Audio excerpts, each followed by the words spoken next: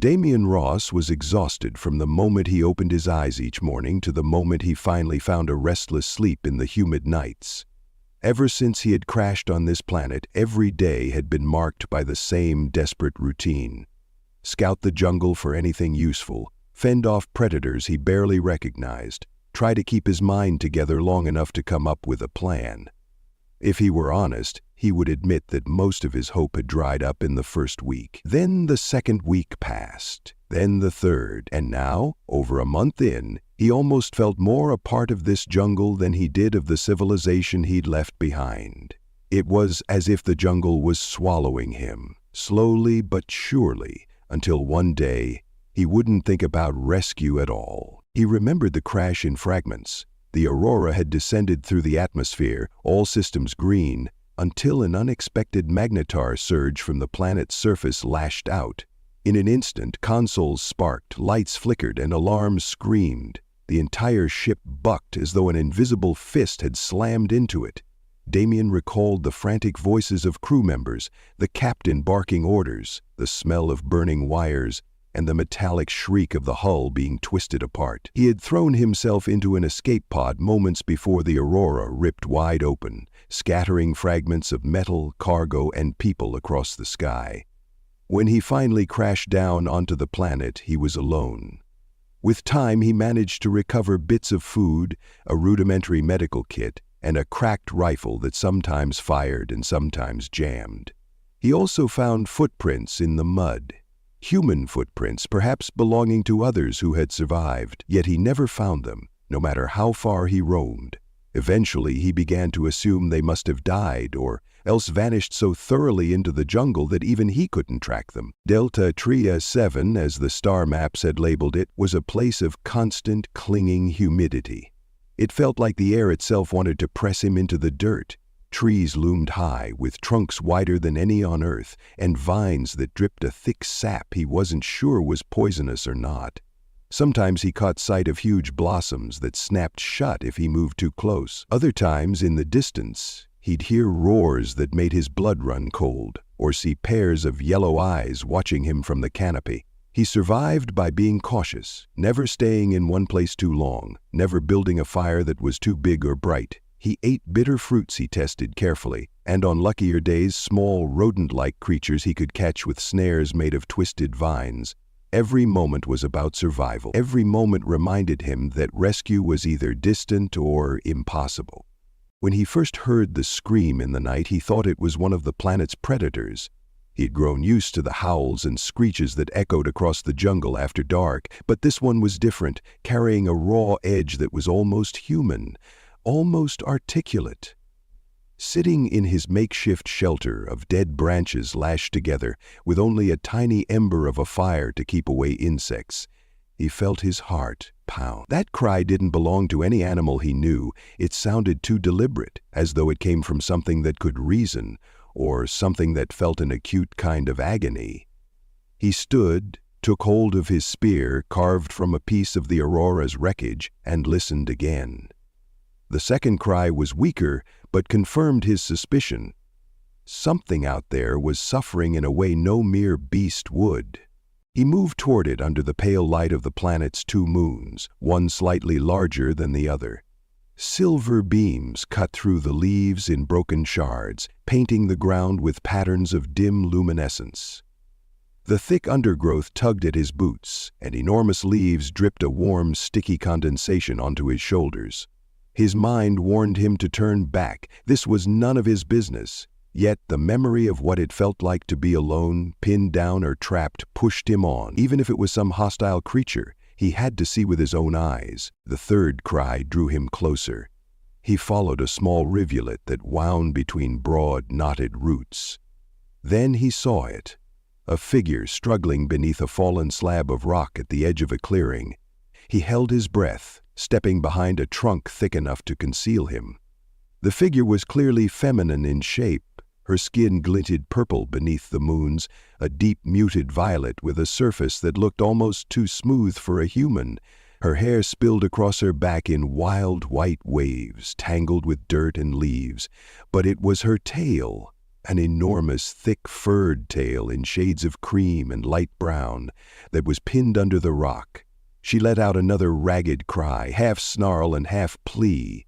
He expected to see more limbs, maybe some monstrous shape, but aside from her ears, long and fox-like, covered in a soft layer of fur, her form was very much humanoid. Damien crouched lower, adrenaline surging. She wasn't human, that much was obvious, but she also wasn't simply a random predator. She wore some sort of torn outfit, straps of material across her torso, and there was intelligence in the glint of her golden eyes as she looked frantically around. He saw her claw at the rock, trying to shift its weight off her tail. Despite all her strength, she was stuck. One part of him said, "Don't get involved." Another part said, "You can't just leave her." He crept forward, his spear clenched in one hand. Her gaze snapped to him. Golden feline irises narrowed. She bared her teeth, letting out a low growl that reminded him of big cats he'd once seen in a Terran safari. He froze, raising his hand slowly, trying to show he meant no harm. "I'm not here to hurt you," he said, though he doubted she could understand his language. She hissed, sharp fangs visible in the faint moonlight. She was obviously in pain, but she looked ready to rip his throat out if he came too close. Tension stretched between them for several heartbeats. Carefully, he edged nearer, eyes fixed on the stone trapping her tail. He pointed to it, then to himself, then mimed pushing. She let out a short, distrustful bark of a sound, but at least she didn't lunge. Damien inhaled. The rock wasn't huge, but it looked dense and awkward. He gripped the underside with his free hand, shoved his spear aside for a moment, and braced both arms under the jagged edge. Even with all his strength, it barely budged. Gritting his teeth, he leaned his entire body forward. Muscles in his arms and back screamed, sweat beading on his brow almost immediately in the humid air. He could hear her labored breathing, the low, distressed growl in her throat. He gave another heave, and the stone shifted just enough for her to yank her tail free. She gasped sharply, pain contorting her features, then scrabbled back. The weight of the rock slammed into the dirt with a thud, sending a tremor through the ground. Damien staggered from the effort, panting hard. He looked up to see if she was okay. She was on all fours now, tail tucked partially behind her, but her eyes remained locked on him. He raised his hands again, this time in a gesture of peace. "You're free," he said quietly. She didn't respond. No surprise. Then bared her teeth once more, though it was less aggressive this time and more cautious. Her massive tail twitched, the fur bristling in places. She winced when she tried to move it. Their eyes locked. The moment stretched, and then, as though deciding she had no further reason to remain, she scrambled backward, rose to her feet, and darted into the darkness. The white blur of her hair and tail vanished among the giant ferns. Damien was left kneeling by the rock, heart hammering from the unexpected intensity of it all. In the following days, he told himself that was the end of it. She was gone. Maybe she'd find a way to heal, maybe she'd bleed out somewhere in the jungle, but he couldn't stop thinking about that raw cry, the fear and fury in those golden eyes. She wasn't a mindless beast. She was someone, stranded here just like him, or possibly a native. Either way, she was alone, and so was he. Despite everything, he found himself scanning the treetops or the brush, searching for any sign of her when he went on his daily hunts for fruit, water, or small game. He knew it was reckless. If she decided he was a threat, she might ambush him, or maybe she'd disappeared forever. Still, the memory clung to him like a stubborn vine around his ankle, refusing to let go. He had no reason to trust her. He told himself that repeatedly, but the nights were long and often sleepless, and in the quiet hours he realized that he almost wished she would appear again, if only to prove he hadn't imagined her. Meanwhile, storms came and went, drenching the world in warm rainfall that left him soaked and shivering in his makeshift shelter. He had fashioned a lean-to from the broad leaves and some fragments of hull plating, but it was far from ideal. The wind changed at random, sometimes carrying the distant roars of unseen creatures, sometimes an eerie silence that made him think something was stalking him. In those moments, he held his spear and thought about the violent unpredictability of this place. The jungle was a living, breathing nightmare, and yet some flicker of curiosity nudged him on. He was scouting near a fallen log one afternoon, checking the perimeter for predatory plants when he spotted footprints that were definitely not his own. The shape was strange, narrower than his boots, the toe area elongated with small claw-like imprints. He knelt down, pressing his palm next to them. They were fresh. His pulse quickened. Could it be her? She might be following him, or maybe she just happened to wander in the same direction. He rose, scanning the trees, but the thick canopy made it impossible to see far. Twisted vines and giant leaves blocked most of his view. Slowly he continued forward, senses on high alert. It was near dusk when he caught a glimpse of something pale among the trees. He stopped, heart pounding, a flicker of white hair, a swishing tail. In the tinted twilight she stepped onto a fallen trunk above him, crouching low as though watching. He realized then that she had been shadowing him. He felt a chill at the back of his neck. If she had wanted to kill him, she'd had plenty of chances. Instead, here she was, peering at him like a curious animal. He carefully lowered his spear, showing his empty palms. "Hello?" he tried. She tilted her head, ears twitching. For a moment her eyes shone with reflected light, reminiscent of a cat's. He noticed she had a small tear in her outfit near her shoulder, and the skin around it looked bruised, maybe from that rock incident. Or something else. She didn't speak. He doubted they shared any form of language. She simply studied him, like she was trying to decide if he was friend or foe. Slowly, never taking her gaze off him, she backed away and disappeared again into the greenery. Damien exhaled. He should have felt relief that she hadn't attacked, but instead he felt disappointed. Hours later, while huddled near his cooking pit trying to roast a scrawny rodent, he wondered if she was out there, watching from the shadows. The idea made his skin prickle, but it also fed a strange comfort that he wasn't the sole survivor in this forsaken place. The following day, fate intervened. He was crossing a shallow stream, hoping to gather some fish or find edible plants, when a reptilian beast erupted from the reeds. It looked like a cross between a crocodile and a jaguar, with a mouth full of serrated fangs and a ridged spine that shimmered in the dappled sunlight.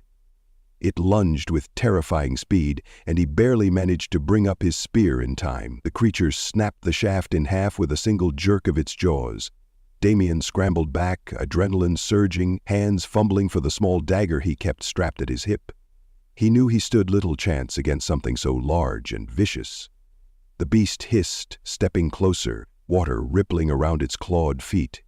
Then, out of nowhere, a blur of violet and white collided with the creature's flank. A snarl tore through the air. Zisha, if that was indeed her name, raked her claws across the beast's hide. The reptile screeched and whipped around, thrashing its spined tail. She dodged with practiced grace, landing another slash.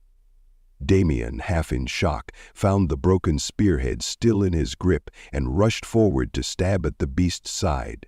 Between his strikes and hers, they managed to drive it away, bleeding and roaring. It slunk off into the jungle, trailing a slick of dark blood. They both stood panting, eyeing each other. He could see fresh scratches on her forearm, some already dripping with a strange, dark fluid he assumed was her blood. She glanced at his broken spear, then at him, and gave what might have been a short grunt, a statement or a question. He had no idea. But she didn't look hostile anymore. Instead, she knelt by the water, rinsing her arm, grimacing as she inspected the wound. Damien hesitated, then approached. He gestured to himself, then to her arm, as if asking permission to help. She watched him warily, but made no move to attack. Carefully, he took out a small medical kit from his pouch. She stiffened when he reached for her, but he moved slowly, pressing a disinfectant pad against her skin. She winced, letting out a half snarl at the sting, but didn't pull away. He wrapped a strip of cloth around the wound, tying it off as best as he could. Her tail flicked behind her, big and heavy, the fur brushing his leg. He noticed the place where it had been pinned by the rock had lost some fur and looked bruised. She seemed to catch him staring and narrowed her eyes, a low rumble in her throat. He raised his hands again in a soothing gesture. "Sorry." he murmured, forgetting that words likely meant nothing to her. Yet she quieted, turning her attention back to the bandage. After a moment, she placed one clawed hand over her chest, as if indicating herself, and made a short sound that might have been her name. It sounded like Zisha or Zisha. He tried to repeat it. Zisha? She blinked, then gave a slight dip of her head. Encouraged, he pressed a hand to his own chest. Damien. She tried to mimic his name, though it came out sounding like Damian. He smiled, feeling an odd sense of relief at even this small communication. The moment stretched, the jungle's eternal hum filling the silence. Then she rose, tails swishing, and gestured for him to follow her. He hesitated. Follow her where?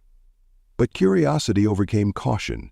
She had saved his life. Maybe this planet wasn't entirely lonely after all. They ended up sharing a small clearing that night, protected on three sides by large rock formations and the dense canopy overhead. She showed him how to weave broad leaves together into a rudimentary cover that kept the rain out better than his own haphazard attempts. He let her use his meager supply of antiseptic. They sat near a tiny fire he built, just enough to keep certain predators at bay without drawing too much attention. She seemed interested in his gear, especially the battered rifle that lay beside him. He demonstrated how the muzzle and the trigger worked, though she likely understood very little of his explanation. In turn, she revealed she carried a small blade of alien origin, sleek and curved. Its edge glowed faintly blue in the dim light, humming with an energy source he couldn't identify. He realized she must have come from some advanced civilization, one that could easily match or surpass Terran technology. How had she ended up here? He tried to ask in gestures, pointing to the sky. She nodded, face darkening. She looked away, giving a slight shake of her head. Perhaps it was painful for her to remember or explain, so he let it go.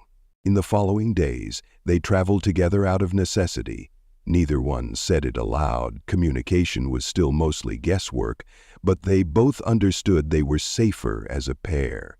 He discovered she had keen senses, often pausing just before they would enter a dangerous stretch of brush or a carnivorous plant's territory. She'd sniff the air, ears pricking, then steer him around. A few times he thought she was paranoid, until the ground ahead erupted with spines or the rustle of a hidden beast. Without her, he'd have walked right into certain death. For his part, he helped gather fruit and tested for toxicity using a kit that measured chemical composition. He also taught her the signals of certain Terran rations he'd found in the crashed cargo. They might have had different digestive systems, but at least some of the dried protein bars were safe for her too. Sometimes, under the stifling heat, they would take refuge in the shade of colossal roots that jutted up from the ground. On one such occasion, they found themselves confronted by a plant with vines that moved on their own. It tried to ensnare Zisha's tail. She slashed at it with her glowing blade, and Damien hacked with his repaired spear. The vines recoiled with an angry hiss, releasing a foul-smelling sap. He coughed, eyes watering while she growled. Moments later, they retreated from that spot, stepping into a clearing mottled by filtered sunlight. They both collapsed onto the ground, panting. He glanced at her, and she let out a short, tired laugh, something that almost sounded like a chuckle, though tinged with exasperation.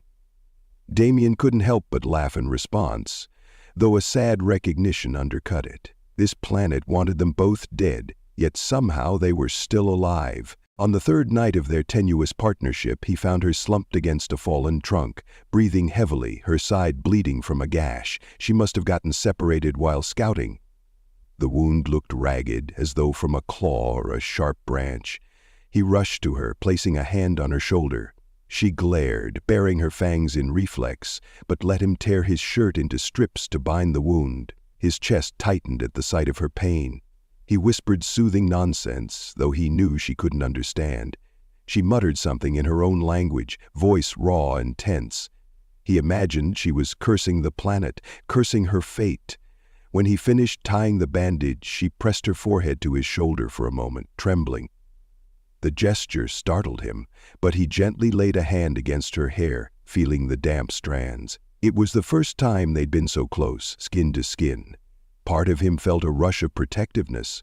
Another part realized how dangerous it was to let himself care, but this planet had stripped him down to raw instincts. If caring about her kept him human, he would embrace that risk.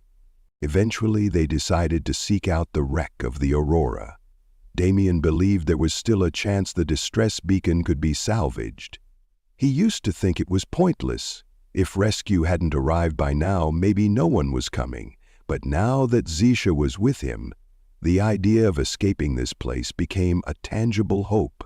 Perhaps she could find a way off this world if the Terrans picked up the signal. Perhaps they could both leave. He communicated by drawing a rough shape of the ship on the ground with a stick, then miming a beacon sending out pulses.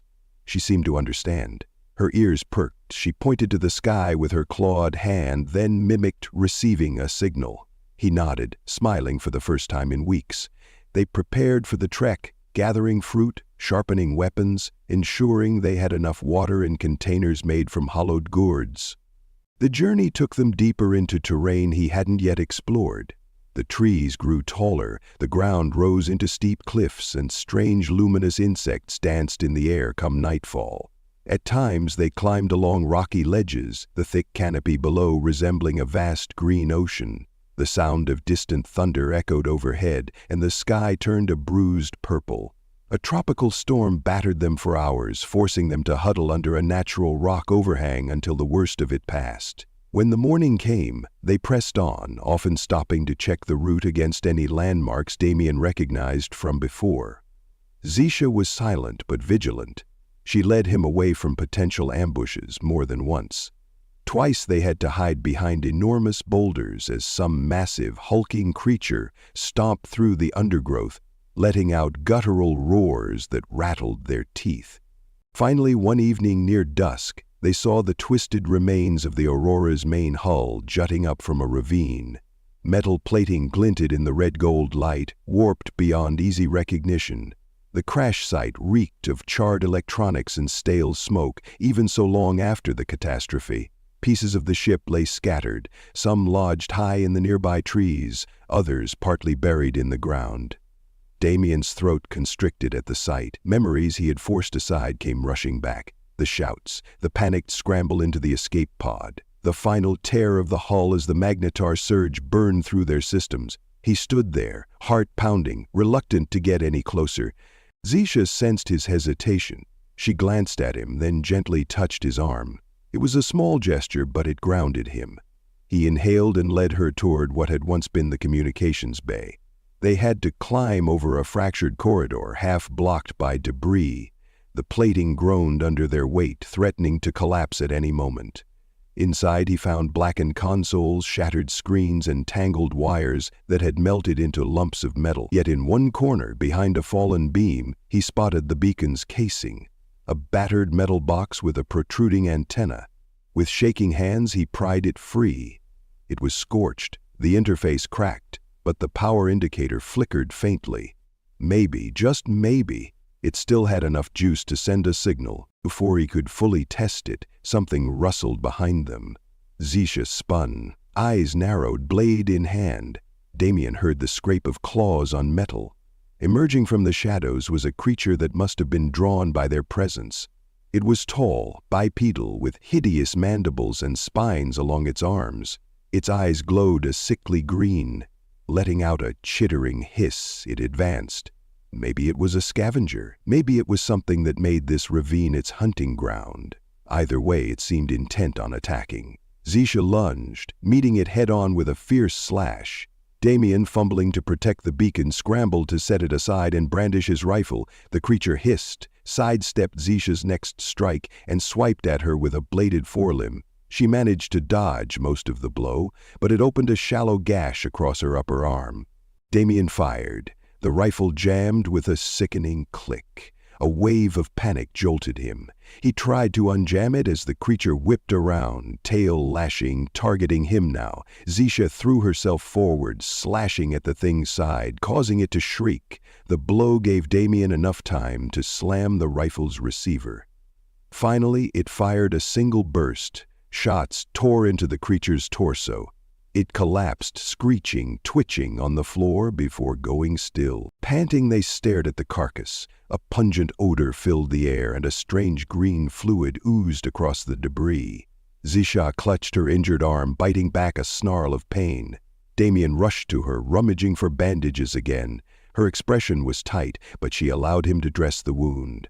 Then, gingerly, he lifted the beacon and gave a small nod. It was time to leave this place. Yet their trouble wasn't over. As they emerged into the open, they heard an echoing roar from deeper within the ravine. More of those creatures? Possibly. He placed the beacon under one arm, gesturing that they should hurry. Zisha agreed with a quick nod. Retrieving her blade, under the fading daylight they climbed the slick stones on the ravine's edge, every sense alert. A tense stillness fell, broken only by an occasional far-off screech. At last they reached higher ground. There, in a rocky outcrop covered with large ferns, they paused to examine the beacon. Damien pressed the single power switch. A faint hum emanated and the device's battered LED flashed weakly. He let out a shaky laugh, barely believing it was still functioning. He turned to Zisha, pressing a hand over his chest, then pointing skyward, then to her. The message was simple. If it works, we can be rescued. Together. She nodded, though a shadow flickered across her face, as if she doubted whether rescue was truly a blessing. He understood. If Terrans came, would they accept her or view her as a threat? If her own people came, would they abandon him? So many unknowns, but at least it was a chance. They spent the night in uneasy anticipation, set up under an overhang that shielded them from the drizzle that fell after dark. He tinkered with the beacon's panel, occasionally seeing sparks of life. Zisha bandaged her arm more thoroughly, wincing as she cleaned the cut. Their eyes met once in a while, and though neither could speak, a mutual concern radiated between them. The next day, they ventured onto a rocky plateau to get a clear line of sight for the beacon's signal. Damien managed to configure the device just enough to send out pulses. Each time the LED glowed, it broadcast an emergency code. He wasn't sure how far it would reach or if anyone would hear it, but he had to hope. Zisha stood beside him, scanning the horizon. 2 hours passed.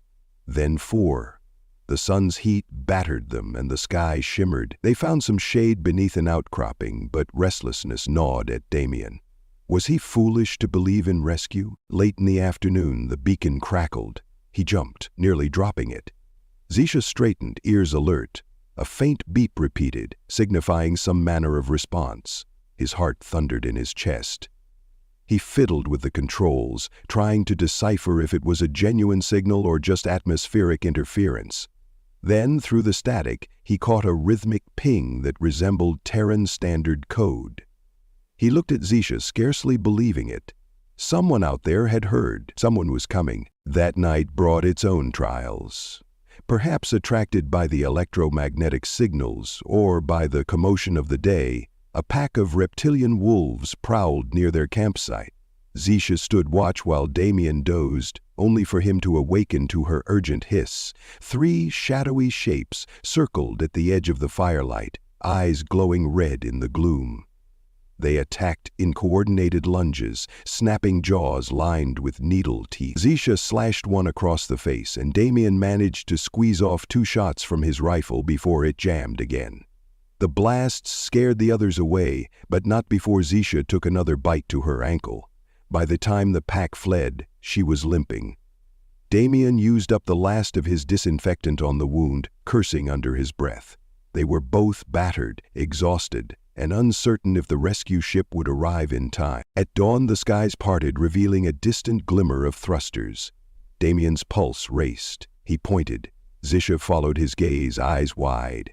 A Terran craft, smaller than a battleship but larger than a shuttle, was descending through a swirling mass of clouds. Her tail flicked anxiously behind her, and he felt his own mix of excitement and dread roil in his gut. Would these Terrans greet her with open arms, or consider her an enemy? They scrambled down from the plateau to a more open clearing, beacon held high, the device still sending out its repeated ping. The ship's engines roared. A swirl of dust and broken leaves whipped around them as landing gear extended. The ramp lowered with a hiss. At first, no one emerged. Then shapes appeared. Armed figures in Terran Recon Corps uniforms, visors glinting. Damien recognized the insignia, though not the individual. He took a trembling step forward, mindful that Zisha remained at his side, and raised a hand in greeting. One soldier stepped out, rifle angled downward but ready. "Identify yourself," came a voice through an external speaker. Damien swallowed, forcing words through a dry throat. "Lieutenant Damien Ross, ID 7764 from the Aurora. We crashed over a month ago." The soldier exchanged a glance with his comrades, then turned to scan the area. "We got your beacon signal. We weren't expecting survivors." His gaze fell on Zisha. Immediately the muzzle of his rifle rose a fraction. "And who or what is that?" Damien pressed a hand gently against Zisha's arm to signal calm. She tensed, tail bristling, golden eyes flicking from soldier to soldier as though sizing them up. "She's with me," he said, voice firm. "Help us both, or help neither. I won't leave her here." A tense moment passed as the soldiers seemed to assess the threat level. Finally, the lead soldier gestured for the others to stand down. He toggled his visor, stepping forward to examine Zisha more closely. She hissed, but didn't attack. "Understood," the soldier said slowly, though his tone held wariness. "Lieutenant, you'll have to explain everything once we're aboard." Damien nodded in relief, exhaling a breath he didn't realize he'd been holding. They escorted them up the ramp. Zisha glanced back at the jungle one last time, a flicker of something in her eyes. Maybe the realization she was leaving the only environment she knew on this planet. Then she followed Damien into the ship. The interior was a stark contrast to the wild chaos outside. White corridors, artificial lighting, and climate control that felt almost chilly after the planet's perpetual heat. A medic rushed them to a small infirmary bay. They tried to treat Zisha's wounds, but she refused to let them touch her until Damien placed a reassuring hand on her shoulder. The medics, somewhat uneasy, worked quickly under his watchful eye. They seemed more accustomed to human patients, but they did their best to sterilize and bandage her alien physiology. Word soon spread around the ship that they had found a non-human ally. Some crew members gawked curiously at her in the corridors. Others kept their distance, uncertain if she was a potential threat. Damien rarely left her side, if only to protect her from suspicion. She noticed, of course, and gave him a look that seemed to say, "Why do these people stare?" He tried to convey some sense of it with his limited gestures. "Different species, unknown visitor?" She nodded, lips twisting as though she found it both unsettling and inevitable. The commanding officer eventually summoned Damien for a debrief. He explained the Magnetar surge, how the Aurora had disintegrated, how he survived, and how he encountered Zisha. He spoke of the savage environment, how she had saved him from a reptilian predator, how they'd banded together. The officer listened, skeptical but intrigued. Meanwhile, Zisha waited in a separate chamber, guarded by two soldiers who clearly felt uneasy about standing in close proximity to her, but she made no move to harm them. She simply coiled her tail around her legs, arms crossed, eyes scanning the metallic walls. Later that day, once they were given temporary quarters, Damien tried to offer her some sort of comfort. Their new room was small, a bunk bed, a storage locker, and a single viewport looking out into space. But it was infinitely better than any jungle makeshift shelter. He found himself missing the hum of insects and the rustle of leaves, oddly enough. He glanced at Zisha, who stood near the viewport, gazing at the stars with an expression that mixed awe and melancholy. He tapped his chest, then tapped hers, repeating their names softly. She turned, stepping closer. In the corridor's overhead lights, he could see how tired she truly was. Bruises marred her violet skin, and her hair lay limp, lacking the wild volume it had in the humidity. "We're safe now," he murmured, even though he knew she couldn't grasp every word. She studied his face, golden eyes flicking over his features, then lifted a hand to lightly touch his cheek. The gentle contact reminded him of the closeness they'd forged in that brutal jungle, how they had kept each other alive. Slowly, tentatively, she slid her hand around his neck, pulling him in. Her breath was warm against his jaw, her tail curling lightly around his calf. He remembered how it felt to press his forehead to hers when she was bleeding, how his heart had thundered with the fear of losing her. He realized with a quiet certainty that fear hadn't gone away. It lingered, overshadowed by relief that they were both standing here. Her lips brushed his, a tender, searching gesture. He kissed her back, letting the tension seep out of his shoulders. They were an impossible pair, in an impossible situation, but in that moment none of it mattered. Their bond was real, forged by necessity and tempered by genuine affection. As the days passed, the ship began its journey back to Terran-controlled space. The crew grew somewhat used to Zisha's presence, though an undercurrent of wariness remained. Some asked questions, either to her face or behind her back, about where she'd come from, if her species were friend or foe, if she was a spy or a victim. Damien advocated for her, explaining as best he could that she'd been abandoned, that she had fought to survive just like any Terran would. Command recognized the importance of first contact, but insisted they needed more data. Zisha cooperated in a few basic scans in the med bay, though she refused any invasive procedures. She tolerated them, drawing a small blood sample, but that was it. The scientific officer, a woman named Dr. Waverly, seemed genuinely fascinated by Zisha's biology, praising her advanced muscle structure and the multi-layered composition of her furred tail. Damien noticed Zisha stiffen whenever Dr. Waverly spoke, perhaps recalling how that tail had been pinned under a rock, how vulnerable it had felt. But she allowed enough tests to confirm that her physiology wasn't immediately hazardous to the crew. Language barriers persisted. She had her own speech, melodic but clipped, filled with soft growls and purr-like undertones.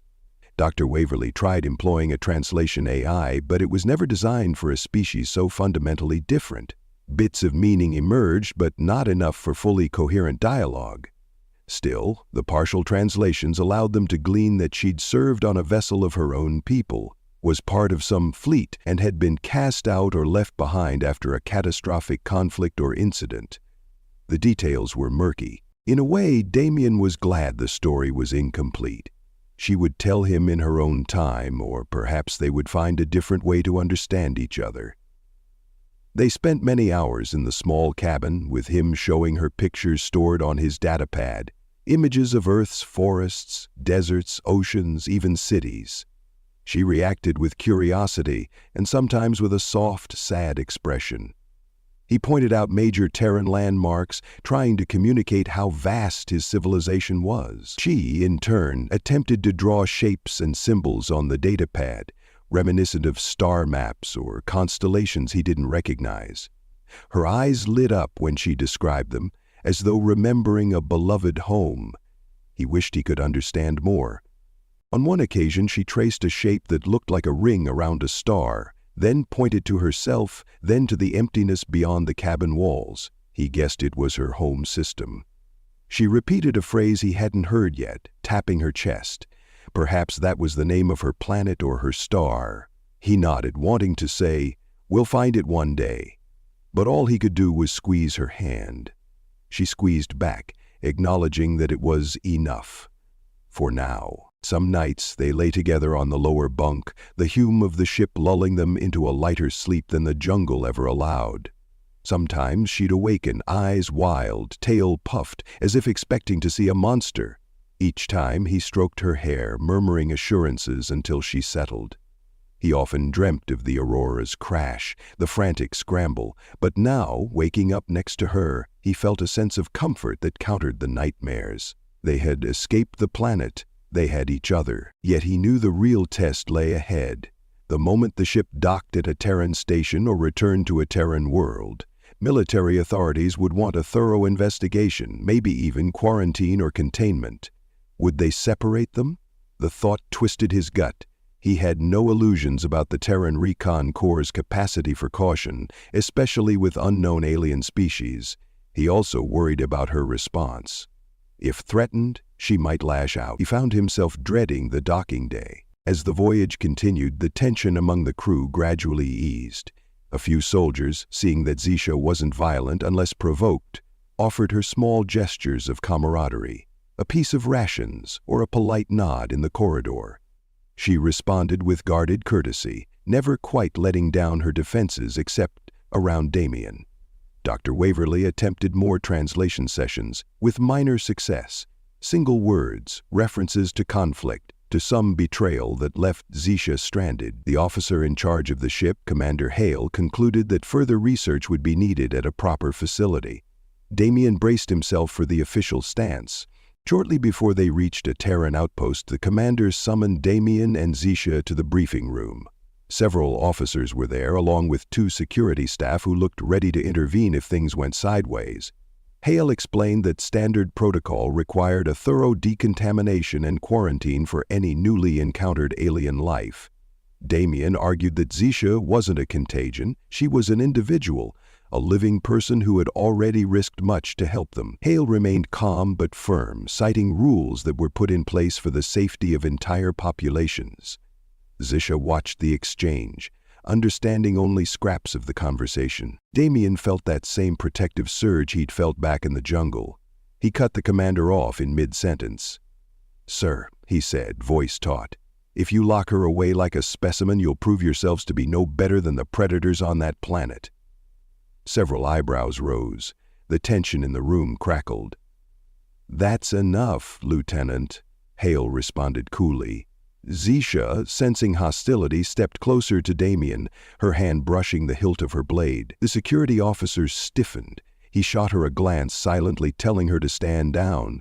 She did, but her tail lashed side to side in agitation. In the end, they reached a compromise. Zisha would undergo a brief medical quarantine in a controlled suite, but with visits from Damien allowed. The Terran authorities would evaluate her case quickly to determine if she posed any threat. Damien, seeing no better option, agreed, as long as he was guaranteed access. Zisha, not fully grasping the bureaucracy at play, only understood that it was some kind of test. She locked eyes with Damien, searching for reassurance.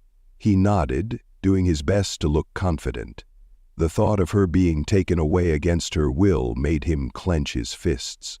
When they finally docked at the outpost, a large station orbiting a gas giant, Damien and Zisha were escorted off the ship by a medical team. Curious onlookers lined the corridors. She hunched her shoulders, tail tucked low, uncomfortable with the stairs. The medical bay was a sterile, white-walled complex. She was shown into a room with reinforced glass, furnished with a bunk, a small table, and minimal amenity. Damien promised he would see her soon, pressing his hand to the glass, where she mirrored him from inside. He felt a pang, remembering how they had stood side by side in that jungle, alone against the world. Now, ironically, they were among humans, yet she was more alone than ever. 3 days passed. 3 agonizing days during which he was permitted short visits under supervision. She seemed confused by the lack of freedom, by the endless scans and questions. Dr. Waverly oversaw most of the tests and reported that Zisha's biology carried no pathogens hazardous to humans. Her injuries were healing. Psychologically, Zisha appeared stable, albeit stressed. The question was political now. How would the Terran authorities classify her? A refugee, an ally, or something else? On the last day of testing, Dr. Waverly presented the results to the station's commanding staff. Damien sat beside her at the conference table, fighting to keep his composure. Zisha was allowed to sit with them, a universal translator earpiece attempting to parse her words. When they asked her about her home, she tried to convey that she was an outcast, that her people had left her behind. The translator struggled, but key words emerged. Fleet, dishonor, banished. She described that she had been ordered to prove herself strong or she would be left on a planet to fend for herself. Another war or conflict loomed in the background of her story, but the details remained fuzzy. Enough, though, to show that she had nowhere else to go. The Terrans, after much deliberation, granted her provisional status as an alien guest under Damien's supervision. He was flooded with relief so intense he nearly sagged in his chair.